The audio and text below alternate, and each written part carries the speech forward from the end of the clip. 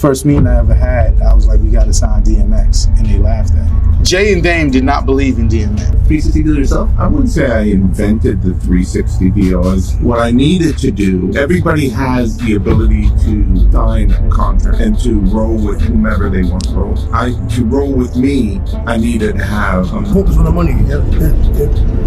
I never felt like it. I later found out that he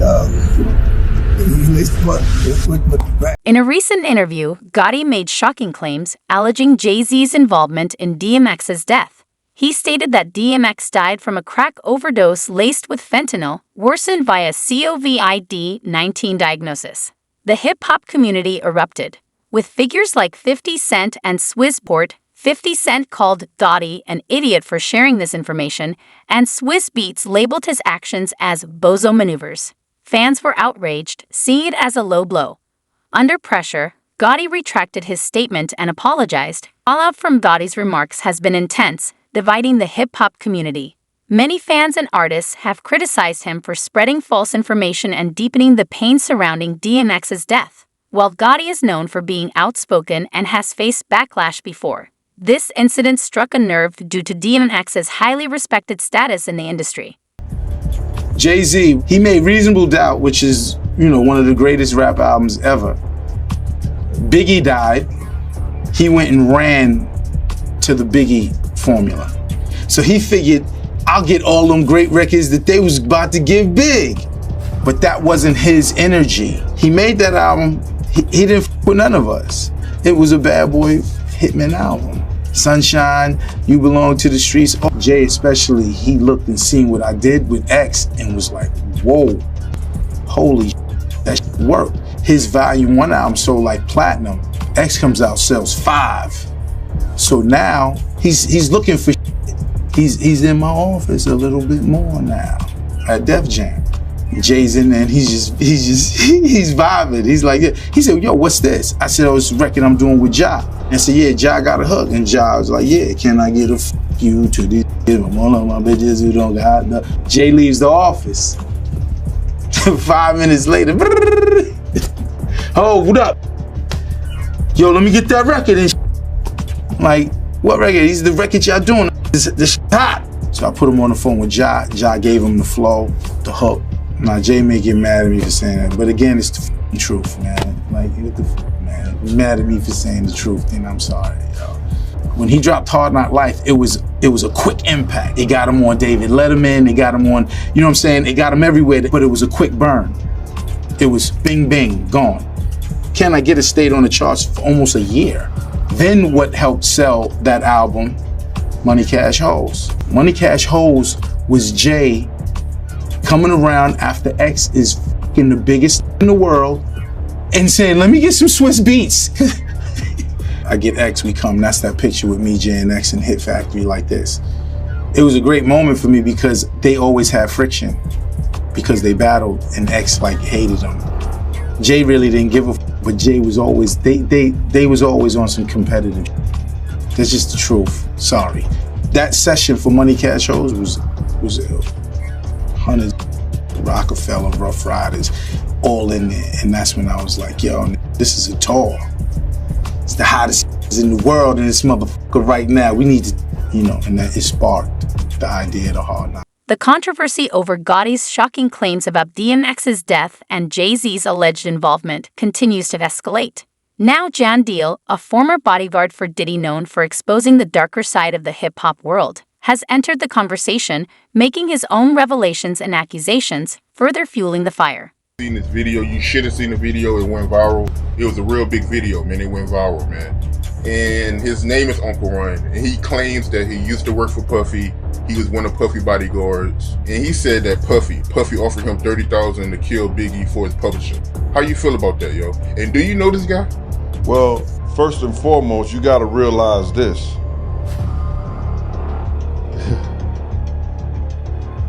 Anybody can come on this internet and say anything, right? And do a lot of attention because people are even calling me, asking me about him, and I don't know him from a can of paint. He even mentioned my name, saying that I I know what I know. I don't know what he knows. But I do know this, that it's only 3 people that had contracts with Puff and Bad Boy. Me, Wolf, and Paul Alford. If he didn't come through Paul Alford Security, Green Gate Security, he didn't have a contract with Puff. Because anybody who worked for Puff, other than me and Wolf, came through Green Gate Security. That was Paul's security thing. Especially at the time that he was saying that he worked for Puff. Or Puff offered him $30,000. Now, anybody knows this, that Bad Boy took 50% of all this artist publishing, right? 50% of all the artist publishing straight out the rip. Then Puff gave Big $200,000 for the rest of his publishing. So what publishing did he was trying to get and keep from Puff? You understand? What publishing was Puff was trying to get when he already had it? He had already paid for it. What part of the catalog was he talking about? I don't understand that. And then he said that Puff offered him $30,000. I can't say he lied, but I can say that he wasn't a part of Bad Boy Security that I know. I knew everybody who worked during them days. You understand? And I don't know dude from a can of paint. So whoever this Uncle Ron dude is, he's a liar then. He's a fraud. Is he a fraud? Bruh, he's what he is. He wasn't part of our security that I knew of. Not at that time. He never been on no trips with us. He never been at no parties, no nothing. So is he a fraud? The internet will have the real niggas looking fake and the fake niggas looking real. Put it together. How could he want Biggie publishing when he already had it? That's where he fucked up at. That's where he fucked up at. How you want something that you already own? Yeah, you right. You right. I know I am. That's where he fucked up at. Bad Boy owns 50% of the shit already as an artist. They got 100%. Bad Boy takes 50% right off the top. Then he gave Big $200,000 for the rest of his publishing. So now the other stuff goes to the producers or whatever of the music. So what is he talking about? Gian Deal, known for exposing high-profile figures like Diddy and their alleged involvement in illegal activities, has used Gotti's recent comments to spotlight what he claims are shady business practices in the hip-hop world. Deal's analysis often paints a negative picture of the industry, suggesting that power players like Diddy and Jay-Z have long manipulated events and people to advance their own agendas. Interactions or stories with Aaliyah, by any chance? Aaliyah, no. You know, no, we didn't. Aaliyah was a little young. That's why I always laugh at, we all know what R. Kelly did to Aaliyah and how he had her at a young age. But the person that get mixed, the person that gets neglected, and you know, I know in the 90s was different. A lot of older guys messed with the girls that were under 17 years of age. And, you know, now we're a little more educated because of the talk shows with Oprah that we went through and Dr. Phil and stuff like that. Even Ricky Lake and all of that. We realized that it wasn't so cool messing with the underage young ladies. I never had an attraction for someone younger. I always looked and had an attraction for older women, so I probably didn't have that problem. But then everybody that I fucked with did. Everybody, all of them. No names mentioned yet.